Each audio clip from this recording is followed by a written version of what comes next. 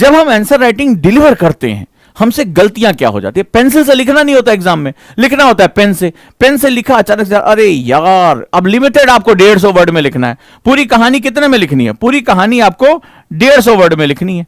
अब 150 वर्ड में तुम्हें लिखनी 150 वर्ड्स है मेरे पास। और सोचो कि शुरुआत की 4 लाइनें तुमने गलत लिख दी। 4 लाइनें लिखने के बाद अरे यार इसकी शुरुआत ऐसे नहीं होनी चाहिए थी, अर्बन फ्लड, ये मुंबई की बाढ़ का मुझे ऐसे नहीं, कुछ दूसरे तरीके से लिखना चाहिए था।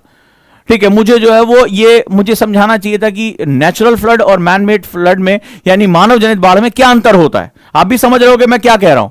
अब अचानक से तुम्हें याद आया कि 3-4 लाइन के बाद मुझसे गलती हो गई। तो सवाल है कि अब क्या तुम उस जो हमारा सेगमेंट 150 वर्ड में क्या तुम उसको काट पाओगे? नहीं काट सकते, पेन से लिख चुके हो तुम उसको। तो यहां प्रैक्टिस नहीं होगी तो तुम्हारा क्या होगा? तुम्हारे पास जो आउटपुट है वो सारा का सारा खराब हो जाएगा। ठीक है, जब प्रैक्टिस नहीं करोगे।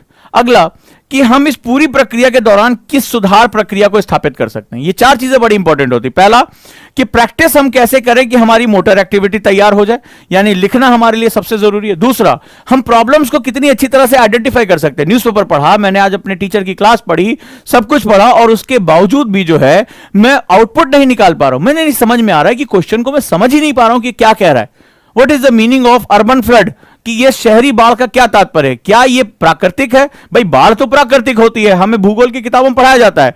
लेकिन जब आप सुनीता नारायणन जैसे जो है वो आप इस चीजों को पढ़ेंगे, जब नई रिपोर्ट्स पढ़ेंगे, करंट पढ़ेंगे, तो आपको पता चलेगा कि most of the urban cities in India now facing the man made flood, यानी कि मानव जनित जो है वो बाढ़ को वो प्रस्तुत कर रहे हैं। अब सवाल है कि क्या मुझे समस्याओं की सही समझ है? Am I able to understand the problem clearly? क्योंकि जब तक प्रॉब्लम और क्वेश्चन क्या होता है यूपीएससी में सब ट्विस्टेड होते हैं। अभी मैं आपको एग्जांपल के साथ बताऊंगा। फिर मुझसे गलतियां कहां हो रही हैं? स्टार्टिंग खत्म, कहते हैं ना कि अगर प्रारंभ खराब तो सब खराब, वही वाला मामला हो जाएगा। तो यहां पर भी मुझसे गलतियां क्या हो रही है और मैं इसको इंप्रूवमेंट के लिए कहां जाऊंगा, किससे बात करूंगा इंप्रूवमेंट के लिए?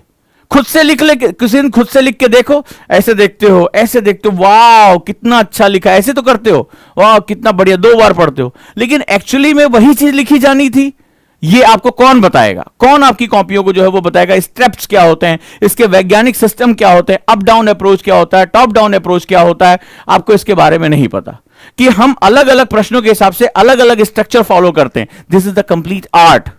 तो आखिर मैं अगर सुधार नहीं करूंगा तो फिर क्या होगा? मैं कभी भी आगे नहीं जा पाऊंगा। सिंपल सा फंडा यहां पर हमें देखने को मिलता है। क्लियर है? आपको आंसर राइटिंग में आप कहेंगे सर मैं क्या लिखूं आंसर में, मैंने तो अभी बिगिनर हूं, मुझे जो है नहीं आता।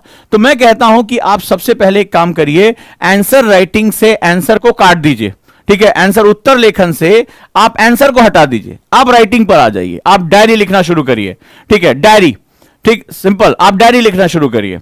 दूसरा, जब आप डायरी लिखना शुरू करते हैं आप राइटिंग शुरू करिए। 2 पेज उठाइए, अपने बारे में लिखिए, आज मैं क्या सोच रहा हूं, मेरा दिन कैसा होना चाहिए, मेरा दिन कैसा था आज, क्या मैं अपने लक्ष्य पूरे कर पाया, मैं अपनी जिंदगी के सफर को कैसे देखता हूं, मैं अगर हाई स्कूल से लेकर अभी तक के अपने सफर को देखता हूं तो मुझे कब कहां अप डाउन देखने को मिला, कौन से ऐसे टारगेट से मैं पूरा नहीं कर पाया, राइट, क्यों नहीं पूरा कर पाया, क्या मेरे अंदर कमियां थी, क्या मैं डिसिप्लिन नहीं था, मैं लक्ष्य को लेकर बहुत मोटिवेटेड नहीं था, क्या वो चीजें थी, उनको लिखो। और ये गलती मेरी दोबारा नहीं होनी चाहिए, इसके बारे में भी आप वहां पर लिखो।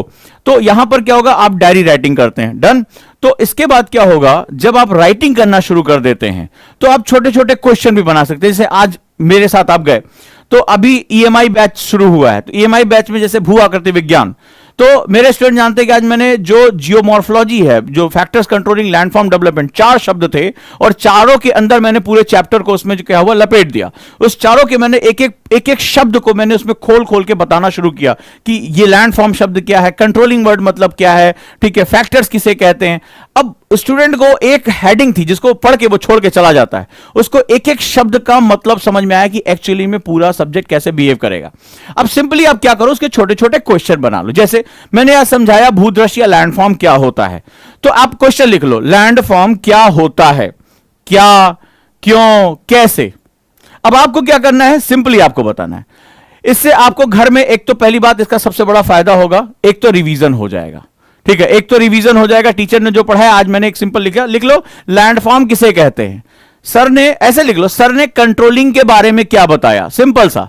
ठीक है, मैंने मान लो एनसीईआरटी आंदोलन बैच में वेजिटेशन, वनस्पतियां पढ़ाई, वनस्पतियों को निर्धारित करने वाले कारक कौन कौन से, सिंपल आपने लिख के खत्म कर दिया। ठीक है, तो यहां पर हमारा काम हो गया।